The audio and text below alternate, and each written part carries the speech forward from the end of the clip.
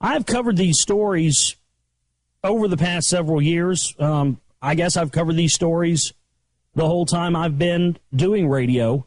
And time and time again, we see these anomalous objects, and we've had multiple of these around the sun. And I've speculated and postulated here on this broadcast for quite some time that something is going on with our sun. And that this something that is going on with our sun is cyclical. It's happened before. It's happened in the past.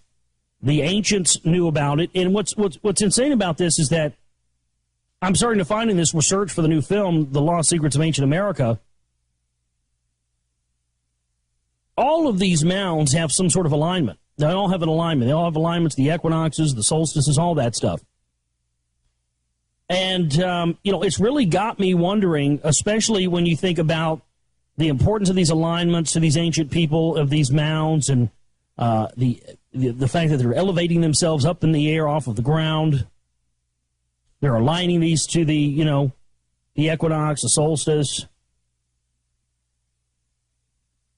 And all of these, different peoples have stories of, they're, like in Moundville, Alabama, where I went, they spend hundreds of years building these mounds, and when they get them completed, all the people living there disappear.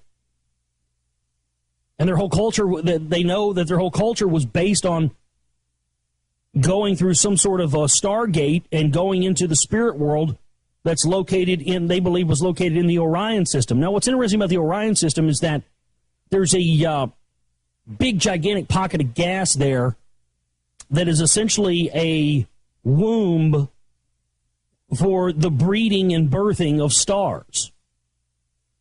And it just spits out stars constantly.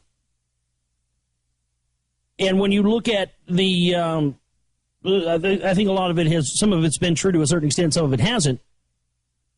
But when you look at how a lot of these ancients were said to be sun worshipers, and then you see the alignments, it does make you wonder if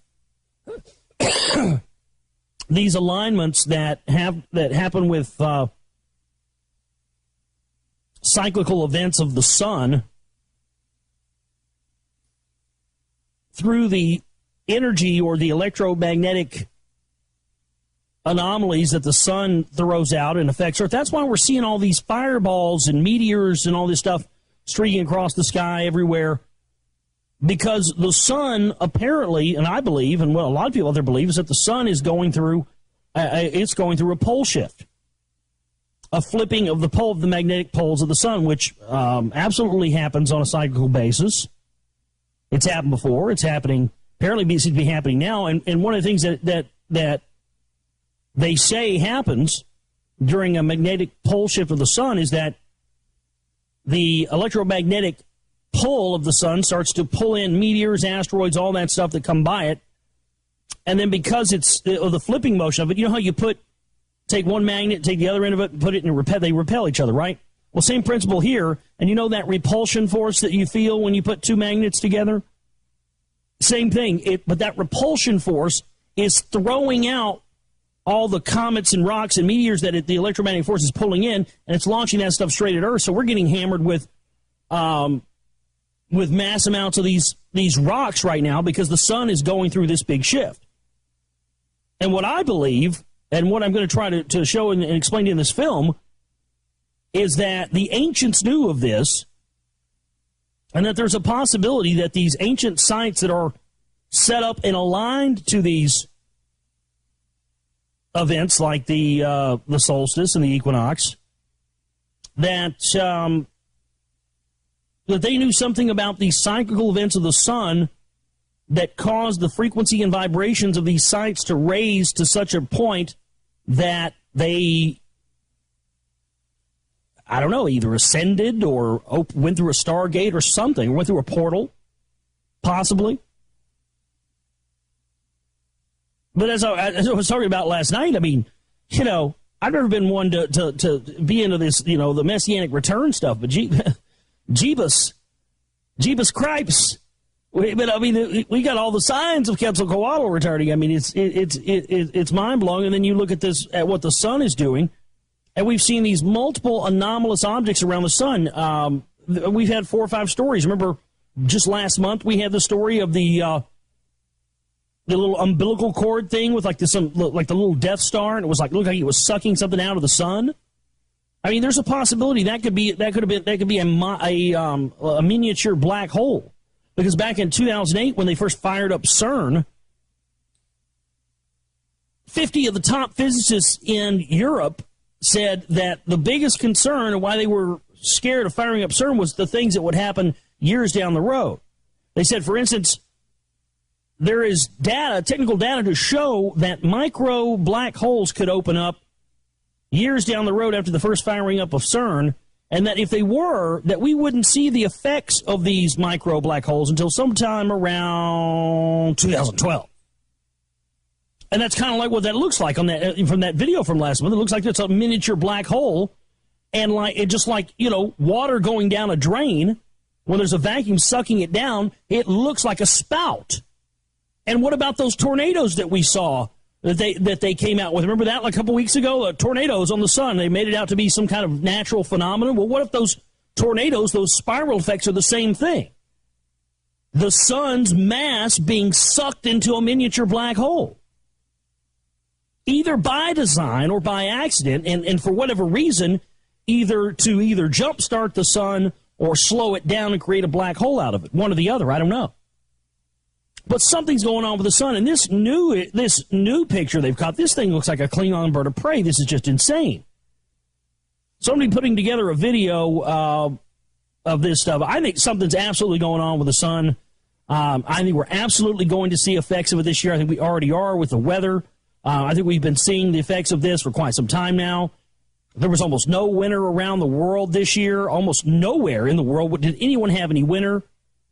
We went do not pass, go to not collect $200 from having cold temperatures but no snow and ice or any of that stuff here in Dallas this year, directly into no spring, nothing like that, direct into full-blown summer mode. It was in the 90s today, and they're chemtrailing the hell out of us here, and everybody's got allergies and respiratory infections. It's unbelievable. What's even more unbelievable is this goddamn Klingon bird of prey. I mean, literally, we talked. You know, we made all those Klingon jokes when we were reading all the Gods of Eden, and I dropped that link in the chat room. This is just unbelievable.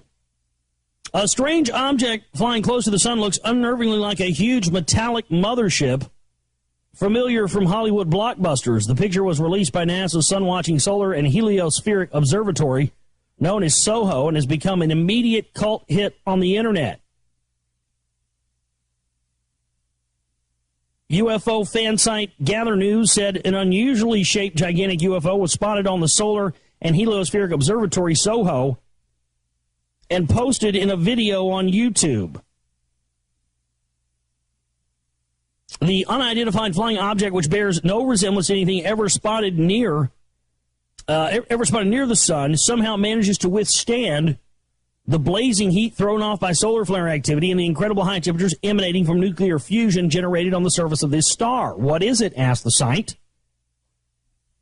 UFO fans on YouTube have been highly enthusiastic about the object, with many claiming it is a definite spot. SOHO, the Solar and Heliospheric Observatory, is a satellite built to study the sun and its deep core to the outer corona and the solar wind. SOHO was launched on December 2nd, 1995. The 12 instruments on board SOHO communicate with large radio dishes around the world, which from NASA's Deep Space Network are used for data downlink and commanding. The video shows what looks like a metallic jointed spaceship with a gigantic extension, perhaps a boom arm, anchored off its lower end. An enlargement of the object makes the enormously large UFO look like a ship straight out of a Hollywood movie. I took a screenshot and added light to it, and if you can see another part of the ship, it has another third arm that goes down. So strange. Keep up the great work, says one UFO fan. Others are more skeptical, claiming such artifacts are often the product of distortion. Yeah, that's what they always. Oh, every time there's an anomalous object, it's just distortion from the. They just always look like UFOs and objects like that. That's what distortion looks like. There seems to be some intelligent design involved. It's way beyond human engineering to create. And whether this is extraterrestrial or whether this is Earth, I mean, this could even be something of ours, of our very own, some secret project. I mean, there's no question. There's just absolutely no question that governments of the world and the elite at large have long-standing knowledge that goes back to the ancients of these cyclical events of the sun. It's one of the key hidden tenets of the secret societies, the mystery religions, and governments as a whole throughout the world. So we know for a fact, and the evidence supports that fact, that they know of these cyclical events, which would stand to reason that any mitigation technology, which is to use their terminology, that they may have would also be a secret, right? Because they're not going to get on TV. I mean, it's going to be just like that Nicolas Cage movie, Knowing. They're not going to get on TV and tell you, the end of the world's coming, folks, and give you any time to prepare. They're not going to come. They're going to tell you anything until it's too late to do anything, because they want to make sure that they keep they can keep their thing intact for as long as they possibly can. So no, they're not going to give you any kind of a warning about anything like that happening. That's an absolute fact.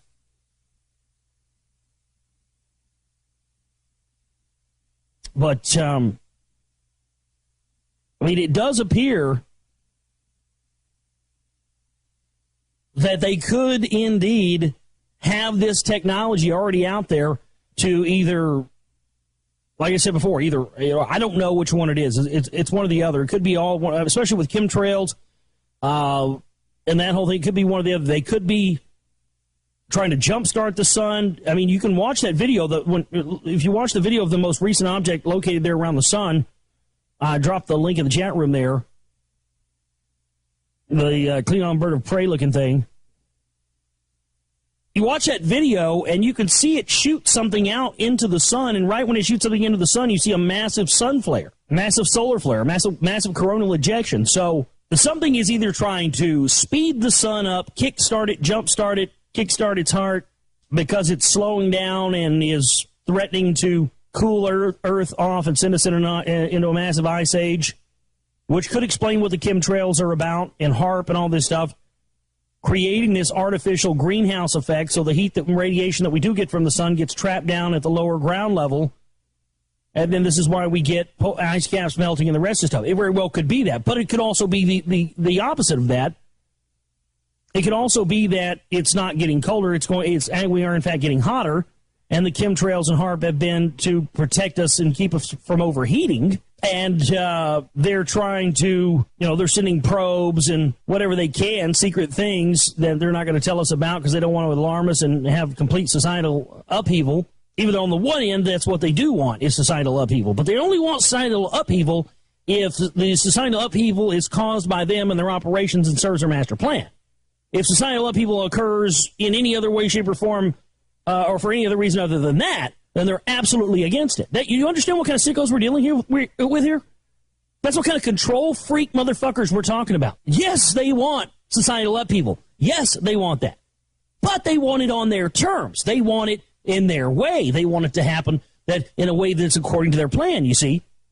And everybody thinking that the sun is heating up or slowing down or cooling down or something. People are going to have a real problem getting up and going to work every day if they know that there's a possibility we all may be dead soon, and with good reason. So, as much as, or it could be aliens. I don't know. But see, I don't want to jump to that's what everybody, that's the expected thing to do, and that's what most people probably do in this situation. They see these orbs, they see these things around the sun. It's got to be aliens. Well, the fact of the matter is, again, as I talked about last night, you're dealing in these dualities when you don't have all the facts. You could say, it's a possibility it could be extraterrestrials, but it's also a very distinct possibility it could be human-made things that they've done in secret. Think about maybe that's why they've jacked gas prices up. Maybe that's why they've caused the economic crash so they can get all of our money and all of our stuff funneled into funding these secret projects to, keep their power structure in place. I mean, why do you think they're doing all this James Cameron asteroid mining stuff? You think they're doing this stuff really? I mean, yes, they are doing it for money and to bring, inject stuff into the economy. And yes, they're doing it for their own gain and the rest of it. But another thing I think also as well is that, they're also doing this to figure out how to mitigate asteroids. I think that's the other big advantage. These guys don't do anything unless it has a multi-tiered effect. Something they can do to get a multiple effect out of, a multiple goal accomplishment out of. And that certainly would do it. We do this as a front, to mine asteroids. We put Jim Cameron's name on it. Everybody thinks he's a crazy fucker in adventure, so nobody will question it with him. Everybody wonders, Jim Cameron's been working with DARPA for like 10 years. He was working on holographic movie technology with them 10 years ago. So it would be a stretch to think that this may actually be, a front. The mining of minerals is a front for the actual plan to go and figure out how to redirect asteroids or things that may be extinction level event possibilities. These guys will do anything to make sure their power structure stays in place. I mean, what happens if we'll have 12-strand DNA activation and reds start to resonate and become light beings and the material world goes away and they can't control it anymore? They don't want that to happen. Is something that is going on with our sun is cyclical. It's happened before. It's happened in the past. The ancients knew about it. And what's insane about this is that I'm starting to find in this research for the new film, The Lost Secrets of Ancient America, all of these mounds have some sort of alignment. They all have an alignment. They all have alignments, the equinoxes, the solstices, all that stuff. And, it's really got me wondering, especially when you think about the importance of these alignments to these ancient. I've covered these stories over the past several years. I guess I've covered these stories the whole time I've been doing radio. And time and time again, we see these anomalous objects. And we've had multiple of these around the sun. And I've speculated and postulated here on this broadcast for quite some time that something is going on with our sun. And their whole culture, they know that their whole culture was based on going through some sort of a stargate and going into the spirit world that's they believe was located in the Orion system. Now, what's interesting about the Orion system is that there's a big, gigantic pocket of gas there that is essentially a womb for the breeding and birthing of stars. And it just spits out stars constantly. And when you look at I think a lot of some of it's been true to a certain extent, some of it hasn't.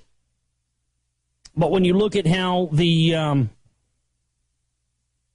lot of these ancients were said to be sun worshipers, and then you see the alignments, it does make you wonder if these alignments that happen with cyclical events of the sun, people of these mounds and the fact that they're elevating themselves up in the air off of the ground, they're aligning these to the equinox, the solstice, and all of these, different peoples have stories of, they're, like in Moundville, Alabama, where I went, they spend hundreds of years building these mounds, and when they get them completed, all the people living there disappear.